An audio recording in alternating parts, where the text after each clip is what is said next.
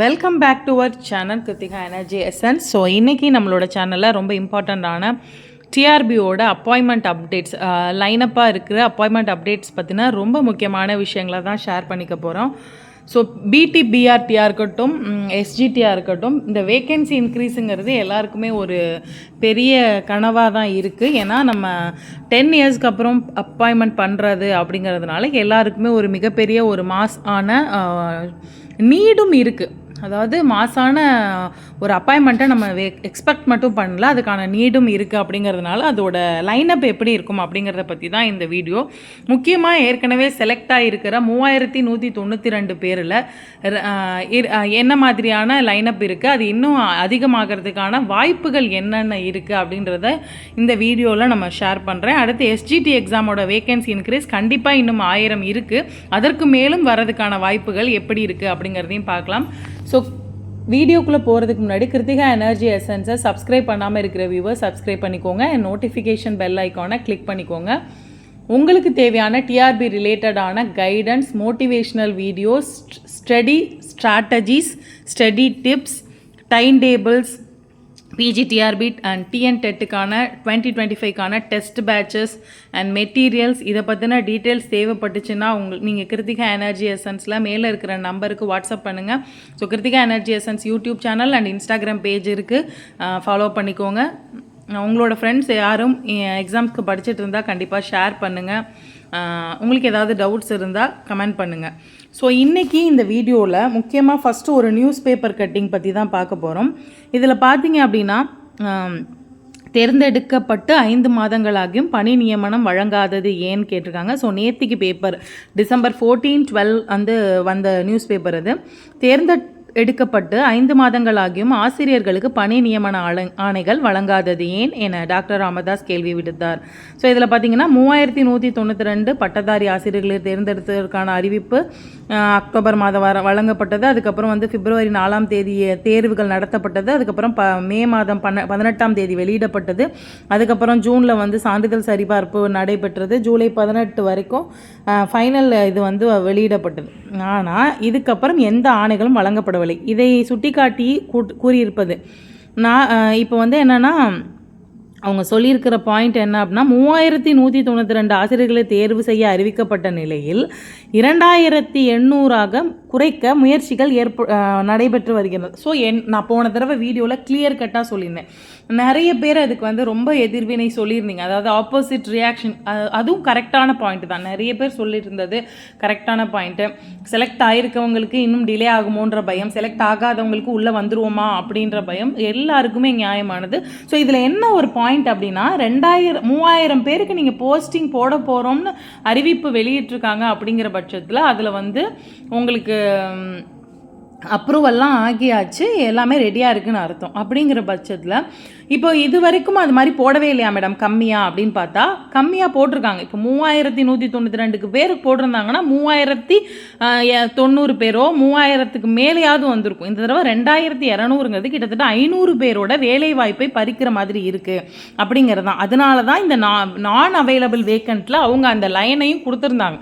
அவங்க எல்லாருக்குமே தெரியும், பிஜிடிஆர்பியோட நோட்டிஃபிகேஷனில் பிஜிடிஆர்பியோட சர்டிஃபிகேட் வெரிஃபிகேஷனுக்கான கால்ஃபர் அந்த நோட்டீஸில் தேவைப்பட்டால் நாங்கள் இன்னொரு சிவியும் நடத்துவோம், மெரிட் லிஸ்ட் படி நாங்கள் கூப்பிட்டுக்கிறோம் அப்படிங்கிற பாயிண்ட்டை கொடுத்ததுக்கான காரணம் என்ன அப்படின்னா, இது 440 பேர் 500 பேர் அப்படிங்கிறது அதிகமாக இருப்பதானால்.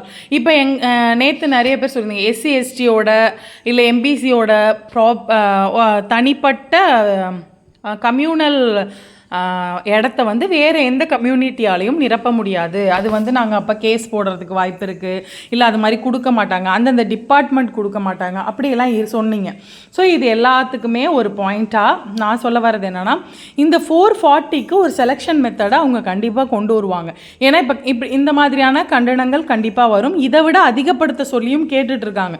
ஸோ இப்போ இந்த 440க்கான ஒரு செலெக்ஷன் மெத்தட் அவங்க கொண்டு வரும்போது இன்னும் அதிக பேர் அந்த 440 நீங்கள் செலக்ட் பண்ண தானே போகிறீங்க, இன்னும் அதிக பேரை இந்த இந்த எக்ஸாம்லேருந்து நீங்கள் எடுக்கிறதுக்கான வாய்ப்பு இருக்கா அப்படின்னு கேட்கும்போது அதுக்கான வாய்ப்புகள் இருக்குது. ஏற்கனவே பிஜிடிஆர்பியில் நமக்கு ஒரே எக்ஸாமை பயன்படுத்தி 2 செலெக்ஷன் லிஸ்ட் வந்திருக்கு. ஒருத்தவங்களுக்கு சிவி முடிஞ்சதுக்கப்புறம் இன்னொரு செலெக்ஷன் லிஸ்ட்டு போட்டு அவங்களுக்கு சிவி முடிஞ்சிருக்கு. அதனால் அதற்கான வாய்ப்பும் இருக்குது அப்படின்னு தான் நான் பார்க்குறேன். ஸோ இப்போ இந்த நான் அவைலபிள் வேக்கண்ட் அப்படிங்கிறது இது வரைக்கும் இல்லவே இல்லையா, பேக்லாக்காக கொண்டு போயிருக்காங்கல்ல அப்படின்னு எல்லாருமே கேட்குறீங்க. கண்டிப்பாக இருக்குது, ஆனால் இந்த அளவுக்கு மாசாக இருந்ததில்லை.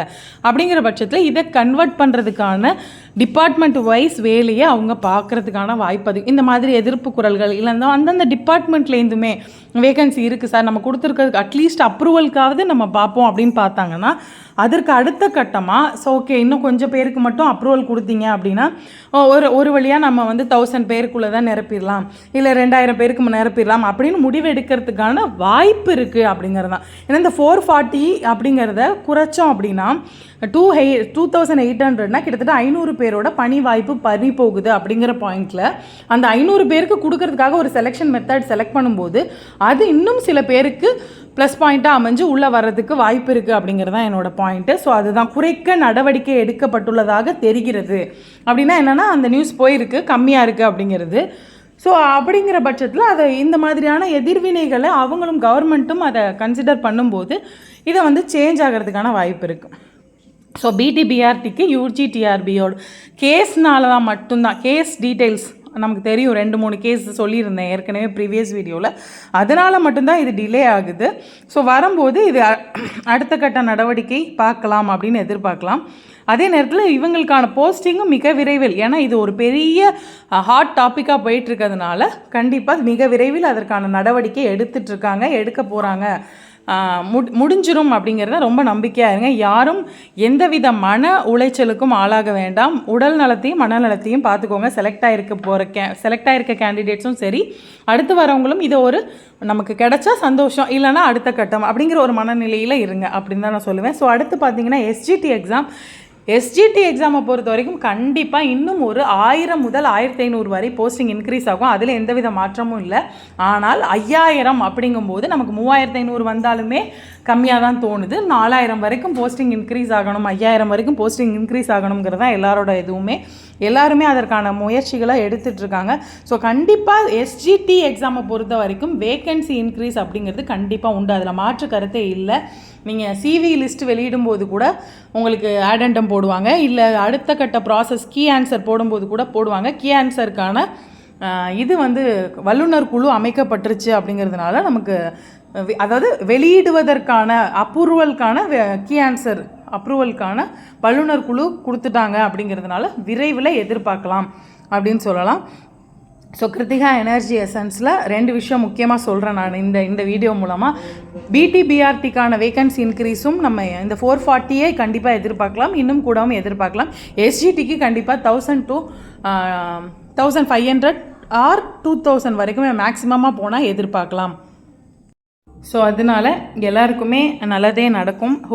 Good things will happen for every one very soon அப்படின்ற நம்பிக்கையோட பிடிபிஆர்டி வேகன்சியும் இன்க்ரீஸ் ஆகணும், எஸ்ஜிடி வேகன்சியும் இன்க்ரீஸ் ஆகணும் அப்படிங்கிற ஒரு நல்ல நோக்கத்தோட வெயிட் பண்ணிகிட்டு இருக்க எல்லா கேண்டிடேட்ஸ்க்கும் நல்லதே நடக்கணும். கிருத்திகா எனர்ஜி எசன்ஸை இது வரைக்கும் சப்ஸ்கிரைப் பண்ணாதவங்க சப்ஸ்கிரைப் பண்ணிக்கோங்க, நோட்டிஃபிகேஷன் பெல் ஐக்கானை கிளிக் பண்ணிக்கோங்க. உங்களோட ஃப்ரெண்ட்ஸ் யாருக்கும் இந்த கன்ஃபியூஷன் இருக்குமானால் இந்த வீடியோவை ஷேர் பண்ணுங்கள். உங்களுக்கு வேறு ஏதாவது டவுட் இருந்தால் இந்த வீடியோவில் கமெண்ட் பண்ணுங்கள். இந்த வீடியோவை பொறுத்த வரைக்கும் எந்த வியூவுக்காகவும் கிடையாது, என்னோட வியூவை வந்து உங்கள்கிட்ட ஷேர் பண்ணிக்கிறதும் சின்ன ஒரு ஹோப் இருக்குது அப்படிங்கிறத உங்களுக்கு தெரியப்படுத்துறதுக்காகவும் தான், மற்றபடி வேறு எந்த ஒரு உள்நோக்கமும் இல்லை. ஸோ இந்த விஷயத்தில் நம்ம ரொம்ப கான்ஃபிடெண்ட்டாக ரொம்ப நம்பிக்கையோட ரொம்ப ப்ரேயர்ஸோடு இருப்போம். தேங்க்யூ ஃபார் வாட்சிங் திஸ் வீடியோ. கிருத்திகா எனர்ஜி எசன்ஸை சப்ஸ்கிரைப் பண்ணாதவங்க சப்ஸ்கிரைப் பண்ணிக்கோங்க. Thank you friends.